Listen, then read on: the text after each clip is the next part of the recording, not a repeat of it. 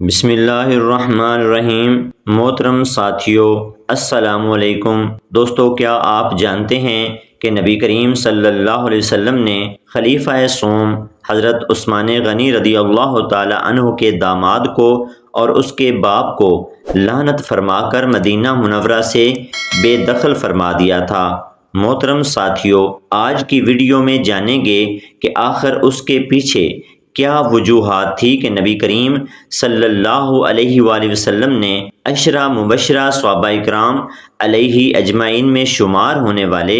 اور اپنے داماد حضرت عثمان بن عفان رضی اللہ تعالی عنہ کے داماد کو اور اس کے باپ کو لعنت فرما کر مدینہ سے کیوں نکالا؟ محترم ساتھیو، آج کی ویڈیو بنو امیہ کے ان بدبخت اور ملعون باپ بیٹے کے بارے میں ہے جو کہ حضرت عثمان غنی رضی اللہ تعالی عنہ کا سگا چچا تھا۔ بنو امیہ وہ لوگ تھے جنہوں نے ہمیشہ نبی صلی اللہ علیہ وآلہ وسلم اور بنی ہاشم کے ساتھ دشمنی اور عداوت رکھی، اور یہ نبی صلی اللہ علیہ وسلم کے سخت اور بدترین دشمنوں میں شمار ہوتے تھے، اور یہی وہ لوگ تھے جن کی سرکردگی میں مشرکین مکہ نے مسلمانوں کے خلاف جنگ بدر اور جنگ احد جیسی جنگیں لڑی تھی،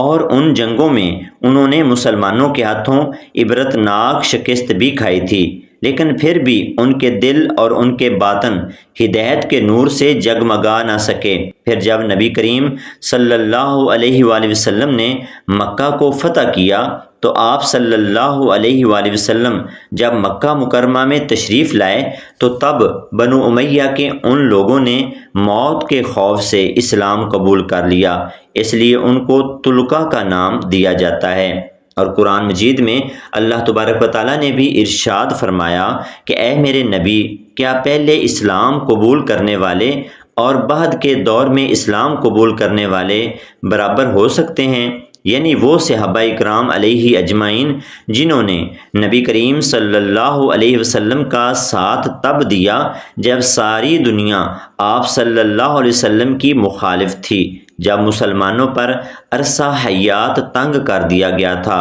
جب وہ اپنے گھروں سے ہجرت کر کے مدینہ تشریف لے گئے، وہ اسلام قبول کرنے والے مقدس صحابہ کرام کیسے آخری دور میں اسلام قبول کرنے والے صحابہ کے برابر ہو سکتے ہیں؟ یہی وجہ تھی کہ جب ایک بار حضرت ابو بکر صدیق رضی اللہ تعالی عنہ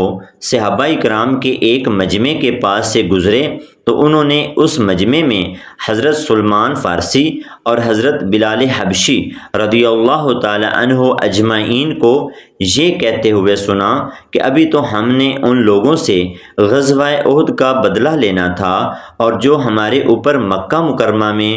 ظلم و ستم کے پہاڑ توڑے گئے تھے، ابھی ہم نے ان ظلم و ستم کا بدلہ لینا تھا، لیکن بنو امیہ والوں نے اسلام قبول کر لیا ہے۔ حضرت ابو بکر صدیق رضی اللہ تعالی عنہ نے یہ سنا تو انہوں نے نبی کریم صلی اللہ علیہ وسلم سے عرض کی، یا رسول اللہ صلی اللہ علیہ وآلہ وسلم، بنی امیہ اور ابو سفیان اسلام قبول کر چکے ہیں، لیکن اب بھی مسلمان ان سے کنارہ کشی اختیار کرتے ہیں اور ان کو برا بھلا کہتے ہیں۔ تو نبی صلی اللہ علیہ وسلم نے فرمایا کہ اے ابو بکر، جنہوں نے ایسا کہا تم نے انہیں کیا کہا؟ تو حضرت ابو بکر صدیق نے فرمایا، یا رسول اللہ، میں نے ان مسلمانوں کو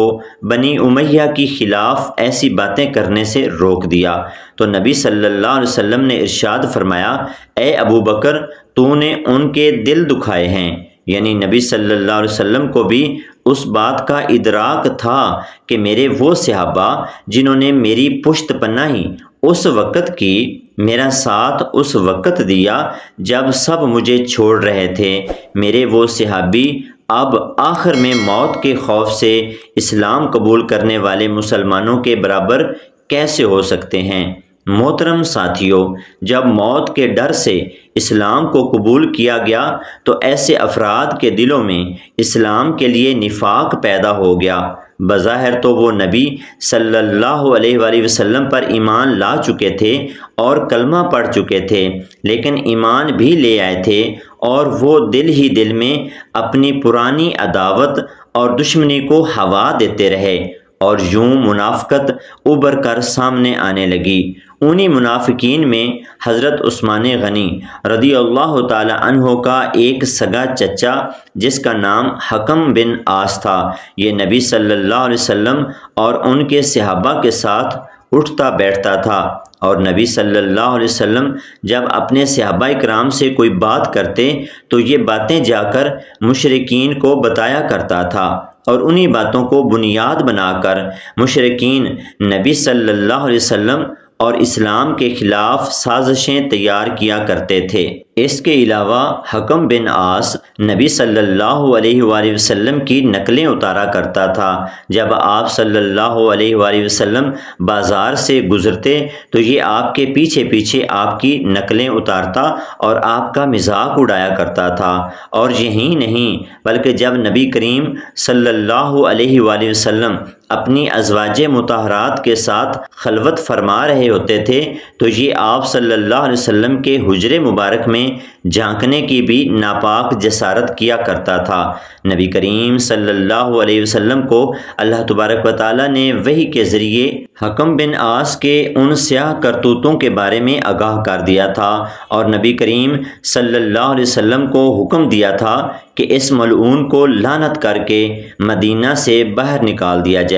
یہی وجہ تھی کہ نبی صلی اللہ علیہ وسلم نے حکم بن عاص پر لعنت کی اور اس کو مدینہ بدر ہونے کا حکم ارشاد فرما دیا۔ ایک دفعہ حکم بن عاص اپنے بیٹے مروان بن حکم کو گود میں لیے نبی صلی اللہ علیہ وسلم کے سامنے سے گزرا تو نبی کریم صلی اللہ علیہ وآلہ وسلم نے ارشاد فرمایا، یہ ملعون ہے اور اس کے پاس جو بچہ ہے وہ بھی ملعون ہے۔ یہ وہی مروان بن حکم ہے جو حضرت عثمان غنی رضی اللہ تعالی عنہ کا چچا زاد بھائی تھا، اور حضرت عثمان غنی رضی اللہ تعالی عنہ نے اپنے دور خلافت میں ان دونوں باپ بیٹوں کو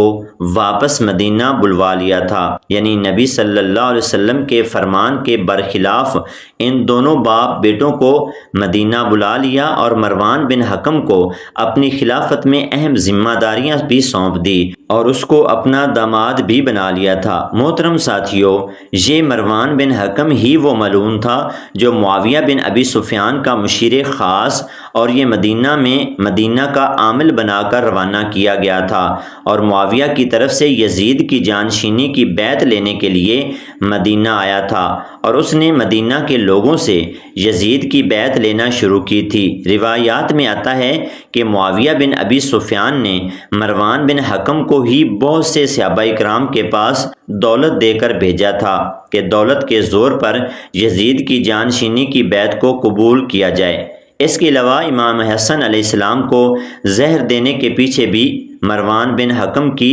سازشیں روایات میں آتی ہیں، اور سیدہ عائشہ صدیقہ رضی اللہ تعالی عنہا کو قتل کرنے کے پیچھے بھی مروان بن حکم کا نام بعض روایات میں لیا جاتا ہے، اور مروان بن حکم کی وجہ سے ہی عثمان غنی رضی اللہ تعالی عنہ کی خلافت میں اس قدر فتنے اور شورشیں جنم لی اور حالات اس قدر دیگر گوں ہو گئے کہ عثمان غنی رضی اللہ تعالی عنہ کی شہادت تک جا پہنچے۔